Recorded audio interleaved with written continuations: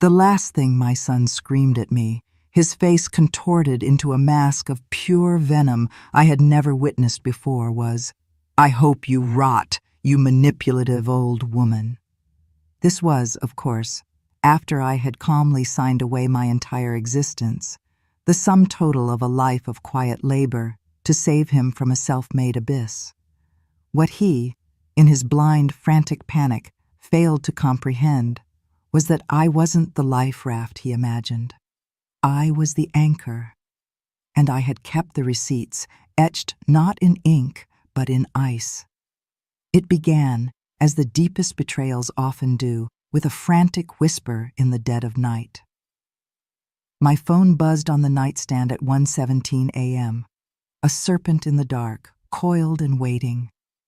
It pulled me from a dreamless sleep, not into the gentle quiet of my small Ohio home, but into a tempest I should have seen brewing for years on the horizon. The voice that crackled through the speaker wasn't my son, Julian, the man who now wore tailored suits and a condescending smirk as armor. It was the voice of a terrified boy, the same boy who once hid behind my legs from thunderstorms, now lost in a forest of his own making, his breath catching in ragged, desperate sobs that tore at the fabric of the night. "Mom, please," he wept, the sound shredding what was left of my peace. "You have to help me. I swear, I'll lose everything. I'm ruined." "Breathe, Julian," I said, my voice a flat line, a stark contrast to his hysteria. I swung my feet onto the cold wooden floor, the familiar floorboards groaning under the weight of a life lived too long in one place. My heart had started a slow, heavy drumbeat against my ribs.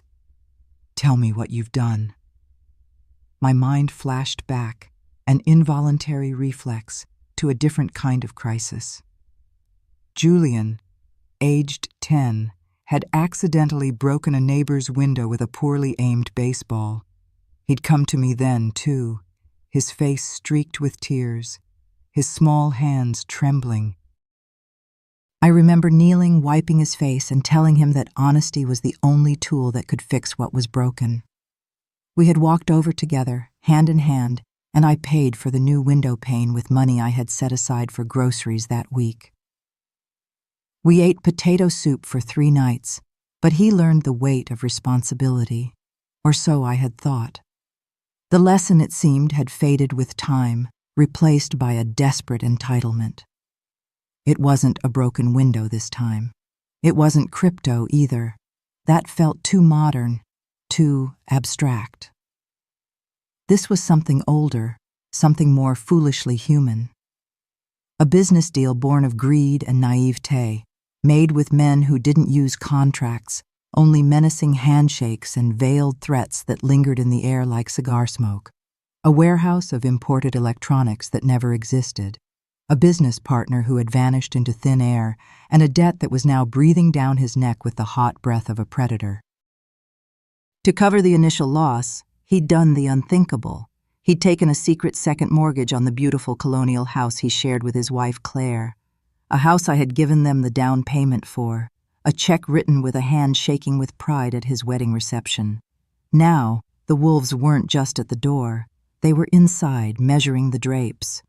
"She doesn't know how bad it is," he choked out, the words tangled in shame. "She thinks it's a small loss, a business hiccup. If she finds out the real number, she'll leave me, Mom. She'll take the kids. I swear to God, my life is over." A profound silence filled my small bedroom, a quiet so deep it felt like the earth holding its breath. The moon cast a pale, skeletal light through the window, illuminating dust motes dancing in the still air. This was my only child.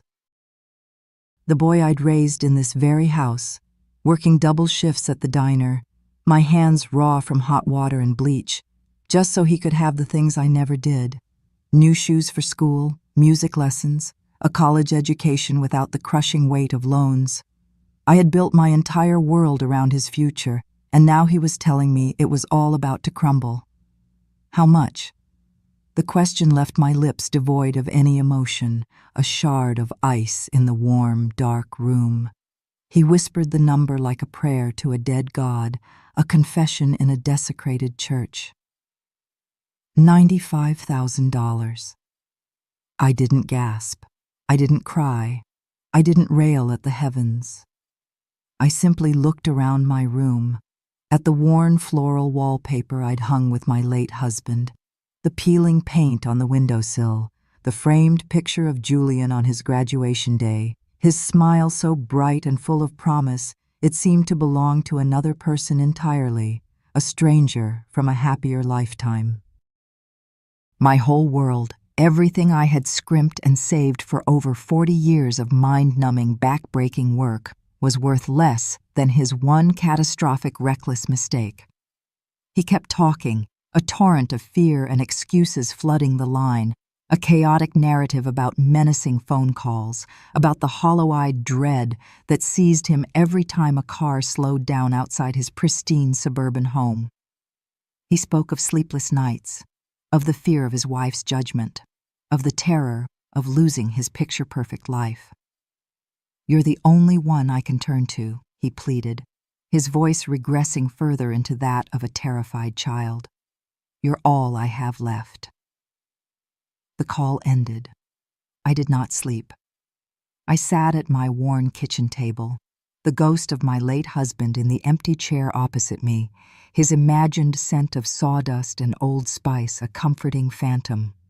I let the full weight of Julian's catastrophe settle onto my shoulders, not like a blanket, but like a shroud.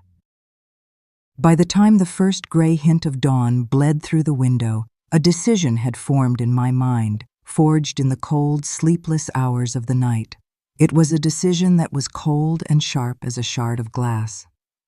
I went to the bank that morning, not with trembling hands, as he might have imagined, but with a spine of steel I didn't know I still possessed. I wore my best coat, the one I saved for church and funerals. I sat across from a young loan officer whose polished name tag read Caitlin, her face a mask of professional empathy. I told her in a voice that did not waver that I needed to liquidate everything. My pension, my savings bonds, which I'd collected one by one over decades, the deed to my house, everything. Caitlin blinked, her carefully practiced smile faltering. "Ma'am, Eleanor, may I ask why? Forgive me for being forward, but this is your entire retirement, your security. Once it's gone, it's gone." She gestured around the opulent bank lobby, a temple of financial security I was about to desecrate. "My son," I said, the words simple, the meaning a bottomless chasm. "He is in trouble." She hesitated, her professional concern warring with the unsettling calm in my eyes. She saw an elderly woman, probably confused, making a rash, emotional decision, a victim in the making. "You understand this leaves you with nothing. It's an immense risk. We strongly advise against—" "I understand perfectly," I said, leaning forward just enough to lower my voice, creating a small, confidential bubble in the vast, open space. "He's my son." But as she began to tap reluctantly at her keyboard, preparing the paperwork that would dismantle my life, I added one more instruction, a quiet, almost casual request that altered the entire equation. "I won't be co-signing anything," I clarified, my tone light, as if discussing the weather. "His debt is with unsavory people. My name cannot be associated with his. The funds to clear his second mortgage will originate from a new loan taken out by me. I will be the principal borrower, and his property will be the collateral. It's cleaner that way, don't you think? A simple private family matter." She looked at me, a flicker of genuine confusion in her eyes. This was not the standard procedure for a parental bailout. It was complex, legally intricate. But the desperation of a mother is a story bankers know well, and my calm was more disarming than any frantic plea could have been. She nodded slowly, her fingers returning to the keyboard. She was witnessing not a sacrifice, but the setting of a very sophisticated, very cold trap. They all saw a frail, desperate old woman, a lamb to the slaughter. They had no idea they were dealing with a creditor. It took 2 weeks of bureaucratic wrangling. 2 weeks in which I sold the only home I'd ever known to a faceless developer who planned to tear it down. I packed 40 years of memories into cardboard boxes, each one feeling like a small coffin. I moved into a drab, soulless rental apartment across town, a place that smelled of stale cigarettes and defeat. And I gathered every last cent of my existence into a single cashier's check.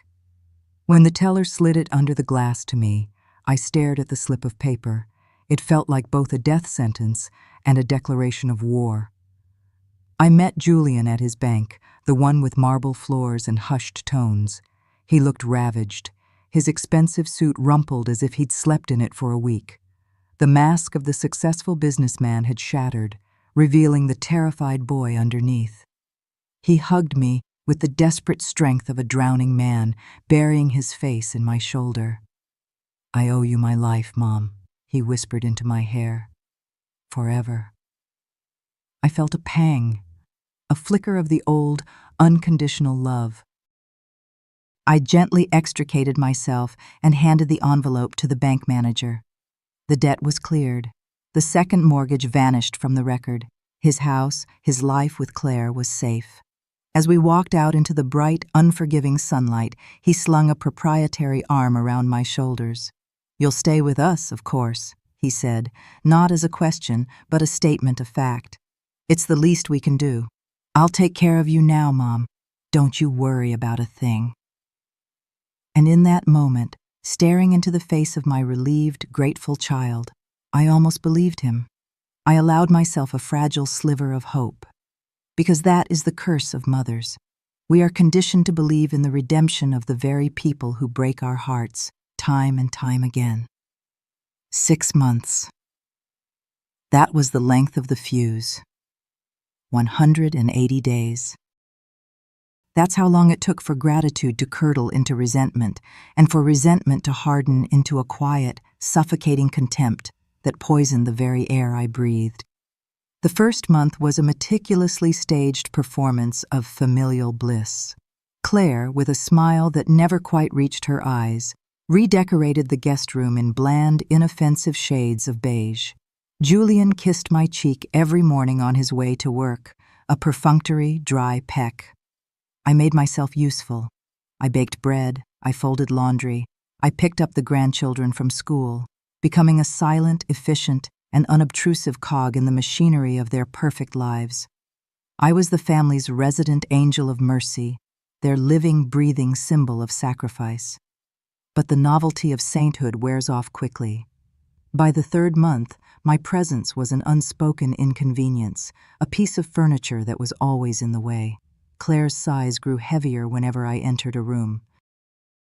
The grandchildren, picking up on their parents' subtle cues, were gently steered away from Grandma's room because Grandma needs her rest.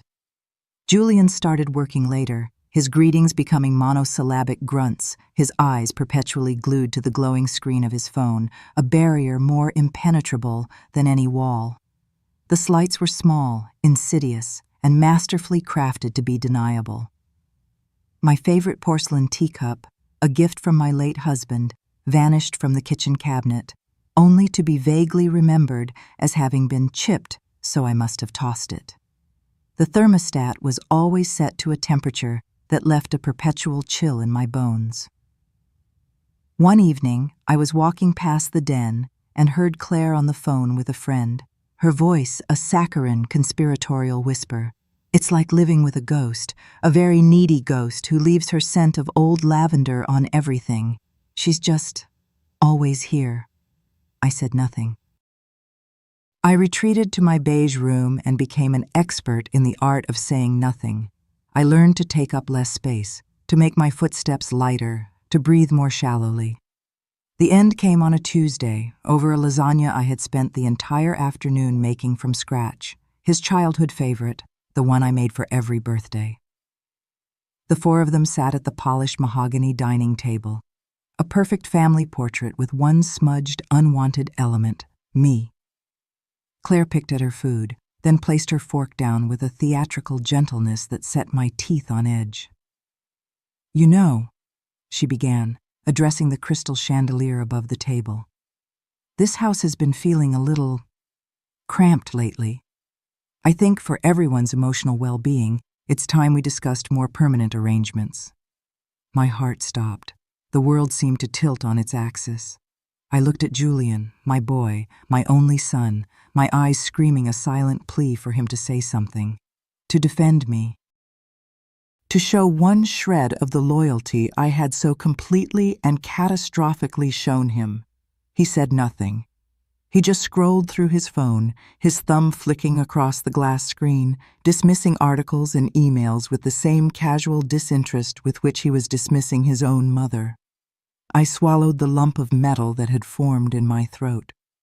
"Of course," I managed, a brittle, unfamiliar smile pasted on my lips. "I can look into some options." No one replied. Claire gave a tight, satisfied smile, the victor in a battle I hadn't even known I was fighting. The matter was closed. A week later, I came back from the grocery store, my arms laden with ingredients for a shepherd's pie, to find my key wouldn't turn in the lock. They had changed them. My first thought was that it was a mistake, a misunderstanding. I rang the bell. I knocked. I called Julian's phone. My texts met with an electronic void. Finally, hours later, he pulled into the driveway, Claire beside him, her face a mask of cold resolve. He got out, feigning surprise with an actor's skill. "Mom, what are you doing out here?" "I live here," I said, my voice dangerously quiet, all the air sucked out of it. Or I thought I did. Claire stepped forward then, her arms crossed, a fortress of indignation. "We had to change the locks for security. It's just not working out, Eleanor. You being here, it's too much." "Too much?" The words escaped me, a ragged, incredulous whisper. "I gave you everything. I sold my home. For you." That was when Julian's face twisted into that final, ugly snarl, the face of a cornered animal.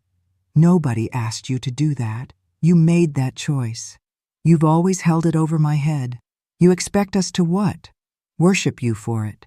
You've been a weight around my neck my whole life. A leech. Why don't you do us all a favor and just disappear?" He gestured wildly at the street, at the world beyond their perfect lawn. "Just go. Just die. I don't give a shit." He turned and walked inside. Claire followed without a word, the new high-security door clicking shut with a definitive soul-crushing finality. I was left on the sidewalk, holding 2 bags of groceries, locked out of the life I had single-handedly salvaged. And in that moment of absolute crystalline betrayal, I did not cry. A strange cold clarity washed over me, a baptism of ice. I straightened my coat, took out my phone, and called a cab. "All right, Eleanor," I whispered to the empty street, the manicured lawns, the silent watching windows. "The performance is over. Time to call in the debt." They thought they had broken me. They thought they had discarded me like a piece of old trash. What they never considered, what their breathtaking arrogance never allowed them to see, was that I hadn't just been their savior. I had been their banker. I moved into that drab apartment, a 1-bedroom box managed by a kind, weary-eyed widow named Mrs. Gable. She took one look at my face and the 2 grocery bags at my feet and simply said, "The world can be a cruel place for a woman alone. The kettle's on." We never spoke of it again. For a year, I lived in a self-imposed exile of silence. No calls, no texts. I was erased. I volunteered at a local church soup kitchen, a place that smelled of bleach and simmering stew. I sorted donated clothes and served meals to men and women who, like me, had been forgotten by the world. They knew me only as Eleanor, the quiet woman with the sad eyes. Then, one crisp autumn morning, Mrs. Gable slid the community newspaper across the table to me. There, in a small, grainy photo on page 3, was Julian and Claire beaming in front of a vacant storefront. The headline read, "Local couple to launch artisan coffee bar in historic downtown." They were selling the house, their house, to fund a dream. 3 days later, my phone rang. An unfamiliar number. I let it go to voicemail. It rang again and again. The 4th time I answered, my heart a cold, steady stone in my chest. It was Julian. His voice was a frayed rope. "Mom, listen, I know it's been a while, but we're trying to sell the house. And the bank. They're saying we can't close without your signature. They said you're the primary on the loan, that your name is on the secured deed." I waited, letting the silence stretch, letting him dangle in the abyss he had dug for me. "It's just a formality, a technicality," he said, the words tumbling out in a desperate rush. "If you could just come in and sign." I cut him off, my voice as soft and chilling as the first frost of winter. "Why would you need me for anything, Julian? I thought I was a leech, a burden, someone who should just die." A choking sound on the other end of the line, the sound of a man being confronted with the ghost of his own cruelty. "Mom, I was angry. I didn't mean it." "Oh, but you did," I said, still quiet, still calm. "You meant every syllable. Words like that don't just appear, son. They are grown, nurtured in the dark, silent parts of the heart." He was openly weeping now, the ugly gasping sobs of a man who has just realized he's been checkmated by a player he never even knew was in the game. "I'm sorry," he begged, the words tearing from his throat. "Please, Mom, just help us." I leaned back in my rickety chair, watching a single golden leaf drift past my window, a perfect, elegant spiral downwards. "What was that last part?" I whispered. "The part where you need my help. Say it again." A pause, thick with his shattered pride, then his voice, stripped of everything, broken and small. "I owe you, Mom. I owe you everything." I allowed myself a small, cold smile. "Now," I said, "you have my attention." They came to my apartment the next day, appearing at my door like supplicants at the gates of a forgotten temple. They stood awkwardly in my tiny living room, a space so small it seemed to magnify their shame. Claire started crying immediately, a practiced, theatrical display of remorse that I found utterly repulsive. "We messed up, Eleanor. We were horrible to you." Julian just stared at a crack in the linoleum floor, a man so thoroughly buried in the rubble of his own arrogance he couldn't even lift his eyes. I let them talk. I let them exhaust their pathetic, self-serving excuses. Then, when the well of their false sorrow had run dry, I walked to a small wooden chest in the corner and retrieved a crisp manila file. I placed it on the table between us, with a soft, definitive thud. "This," I said, my voice steady and clear, "is a copy of the loan agreement you never bothered to read. This is the mortgage deed, with my name listed as the primary holder. And this," I slid a final, freshly notarized page in front of them, its ink still sharp, "is the official demand for repayment. The principal of $95,000 plus 12% interest, compounded over the last 18 months. The total is $115,427. You have 30 days. Claire gasped, as if the air had been stolen from her lungs. Julian looked as if I had physically struck him across the face. "We don't have that kind of money," she shrieked, her mask of contrition dissolving to reveal the raw greed beneath. "Our entire future is tied up in that house."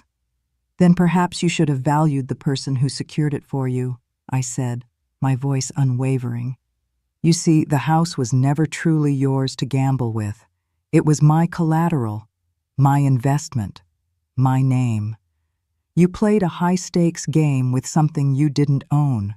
And now, The dealer is at the table, collecting her winnings. He finally looked at me, really looked at me, and in his eyes I saw the dawning horrific understanding of the magnitude of his disrespect. He had not just betrayed a mother, he had defaulted on a loan from a creditor who held his entire world in the palm of her hand. The 30 days came and went, a silent countdown to the inevitable. No payment arrived. No miracle materialized. So I did what any lender would do. I filed the petition to foreclose. The law, unlike a mother's heart, does not bend for tears or apologies. It is a cold, impartial, and efficient machine. I did not go to watch the eviction. I had no desire to witness their ruin, to gloat over their self-inflicted demise. Instead, I sat at my small kitchen table and began sketching plans on a piece of graph paper. Plans for a small, modest house on a plot of land on the quiet edge of town that I had already purchased with the last of my emergency funds. A house with a garden for tomatoes and lavender, a wide porch for watching sunsets, and a door that only I held the key to. It's never too late to begin again. I hear my own voice echo in my memory from my last, brief conversation with him after the foreclosure was complete. He had called, his voice hollowed out, a ghost of itself. "I understand now," he'd whispered. I had replied with my final lesson. "But some lessons, you don't pay for twice." He had mistaken my unconditional love for an unconditional line of credit. He had learned, far too late, that the quietest people often keep the most meticulous records. I am not the villain of this story. I am not the hero. I am simply the consequence.